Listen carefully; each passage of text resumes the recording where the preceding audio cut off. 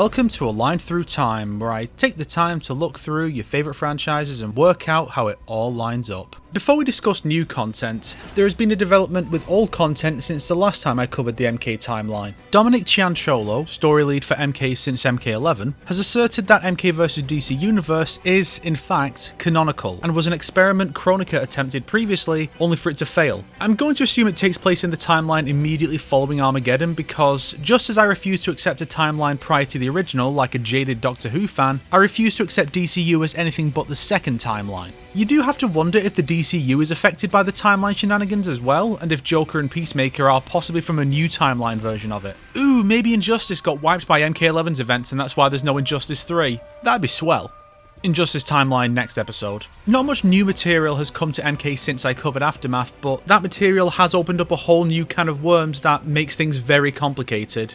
Be sure to watch the prior episodes on the MK timeline to catch up or refresh, and let's get into it. Last time, I asserted that neither Aftermath ending was strictly canonical until the next game, and time has proven me more right than I expected. In Mortal Kombat 1, hereafter referred to as Mortal 1 Kombat to differentiate it from the real MK1, we follow Liu Kang's ending in his new timeline. Later on, we learn that the final battle of Aftermath was so epic it caused reality to splinter into two separate timelines where both endings occurred. And then we learn there are far more timelines than just those two, with a vast multiverse now existing. We know several of these timelines, but the most substantial ones thus far, and the only ones I'll include in the timeline chart, are Liu Kang's timeline, that is the main one, Shang Tsung's timeline where the climax takes place, and Havoc's timeline from which the presumed antagonist of the upcoming story expansion hails.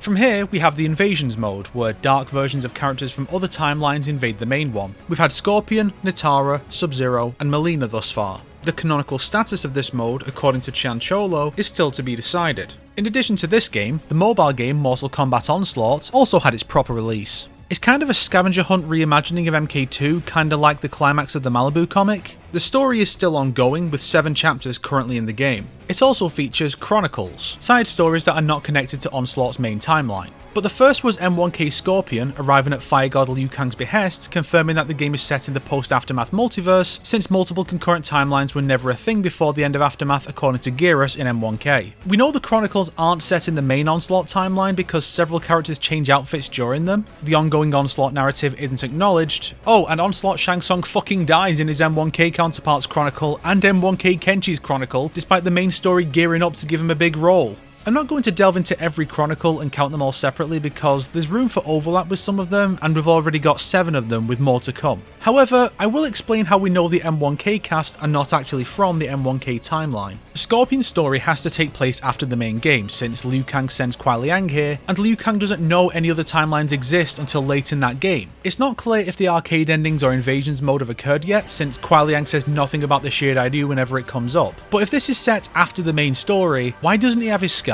And why doesn't he recognise Quan Chi? He gets his scar and shares a few scenes with Quan Chi in M1K, before they find out about other timelines. The scar can be chalked up to a misguided attempt to not spoil him getting his scar, similar to the arcade endings, but the Quan Chi bit genuinely makes no sense. But there is a way to make this work. During M1K's finale, the player can choose any base roster character to do the final chapter with, accompanying Liu Kang. If the player chooses Liu Kang, they are given an alternate version of him who is still a fire god and presumably a timekeeper. Before Liu Kang pulls timekeepers from other timelines to join him, Shang Tsung doesn't know other timelines exist outside of the 2 seen in Aftermath. As such, we know for a fact that he was only interfering in the main Liu Kang's timeline, and it's safe to assume that both Liu Kangs would have similar ideas for how to craft their new timelines. But this other Liu Kang's timeline is a pure, untainted version of what our Liu Kang was aiming for. And without Titan Shang Tsung's interference, neither Shang Tsung nor Quan Chi would have been empowered. Thus, Quan Chi was never in a position to meet Kuai Liang, and Shang Tsung was never in a position to tempt Bi-Han to the side of evil, meaning the brothers never fought, meaning Kuai Liang never got his scar.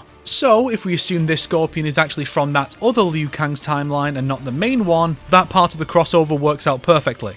In the next one, Shang Tsung takes his Onslaught counterpart's soul, which is suggested to make him incredibly powerful and a massive threat, which will surely not come up in Mortal 2 Kombat. And Kenshi is hunting Shang Tsungs across the multiverse, despite Kenshi having no real connection to Shang in M1K. This is clearly a classic Kenshi using the current aesthetic for brand synergy reasons. It's a shame none of these are canonical to either game being crossed over. If MK is going to have this multiverse focus going forward, the idea of Liu Kang sending his guys out to help other timelines has a lot of potential and offers something different from bad guy from other timeline invades the main one, which is the focus of M1K's climax, invasions mode, and seemingly the upcoming story expansion. Onslaught also had a prequel comic that's really just a basic introduction to the characters and factions present in the game on launch.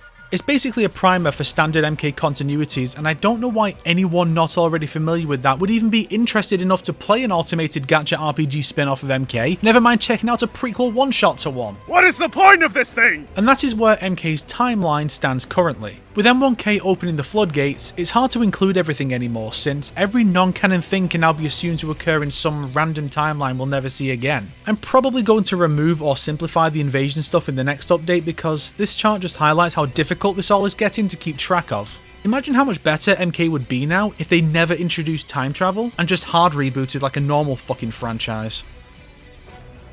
If you liked this video, why not subscribe and support me on Patreon like these fine people here? If not, then make sure to share it with your enemies so they can suffer along with you. Today's recommended video is... fuck, I don't know. You cover this topic long enough and you just run out of things to shill.